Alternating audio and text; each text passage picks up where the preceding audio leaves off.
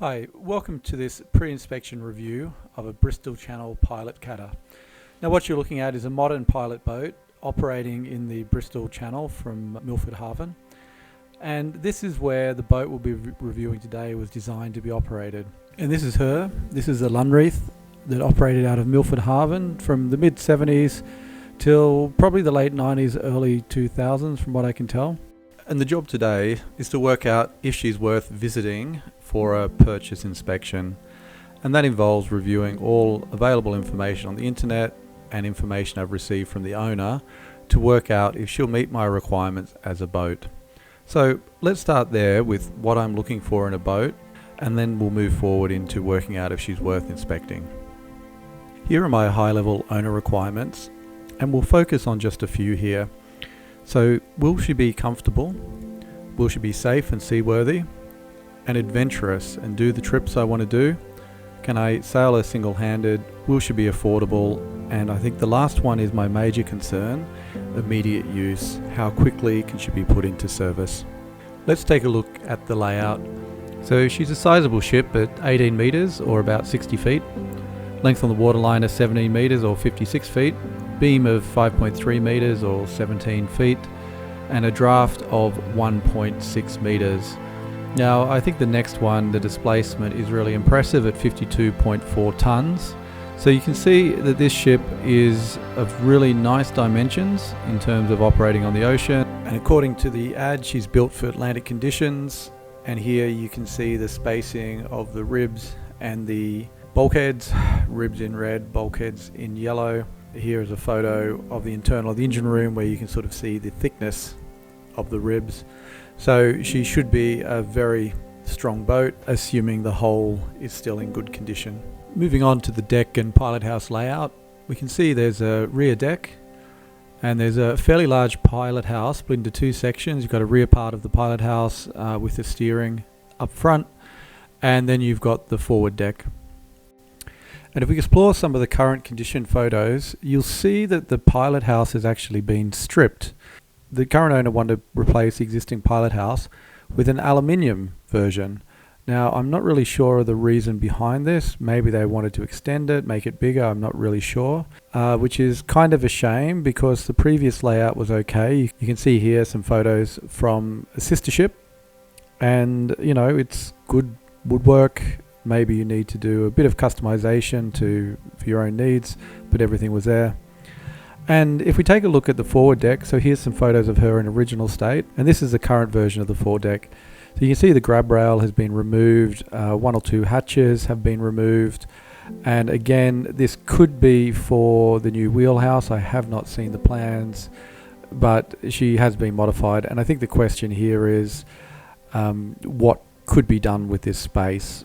Given it's not performing the role of a pilot boat anymore, the grab rail is not strictly necessary. Obviously very helpful if somebody had to go forward in rough weather, but it does potentially open up other opportunities to use that space constructively. So looking below deck, moving from aft forward, we've got the aft void. Then I think it's a storage area. I cannot read what's on the plan, but some sort of space there at least. We've got the aft cabin, engine room, forward cabin, and the forepeak. I think one of the most notable things to mention here, which is common in ex-commercial vessels, is the size of the engine room.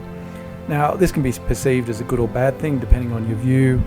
It is good in that it has watertight bulkheads, and also there's a lot of space internally for work when you're underway. It's very different from a leisure ship, where often the engine room is not watertight, and there's often a preference for living space, so the engine room is often reduced size, which can make it difficult to work on the engine, especially underway. And looking at the rear cabin, again we see that the original furniture has been stripped from the yacht and been replaced. I can't quite work out the layout from the photos, but it seems we've got a kitchen and some sort of seating area, and maybe a toilet. But one of the most notable things here is I think the quality of the interior fittings. Very much looks like IKEA, which is probably compressed board. I just wonder how durable that's going to be, and if you're going to end up with warped cupboards with moisture over time. And the other thing too I don't like, you have these steel handles sticking out from the cupboards, which it has to be a terrible idea on a moving ship. So that would all have to be maybe all of it replaced, potentially keep the cupboards for the short term just to get it using, but with a longer term plan to replace it. The steel handles would have to come off immediately and replaced with some more yachting friendly fittings.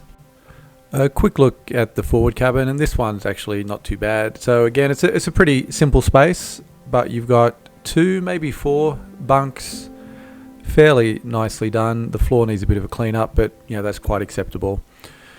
So to wrap up, that was a quick overview of the boat to give you an idea of her layout, her general dimensions, and at least the current visual condition of the boat. I think generally she could be converted into quite a good coastal North Sea cross-channel boat, no problems, maybe even out to the Azores, assuming there's a range there. But again, the question becomes, what is that hull like? What's the condition of the engine? There seems to be a lot of electrical work and internal work to do. That could all be done over time. And the big question for me in the short term is, what is the cost to bring it back to life? And could that be done in stages, and how long would that take? So the asking price is probably going to be around $20,000 to $30,000. So it's not an expensive boat. You don't expect it to be new. It's priced for what it is. And the question I've got, and I'd love to get this answered from the viewers, what do you think? I'm sitting on the fence a little bit at the moment.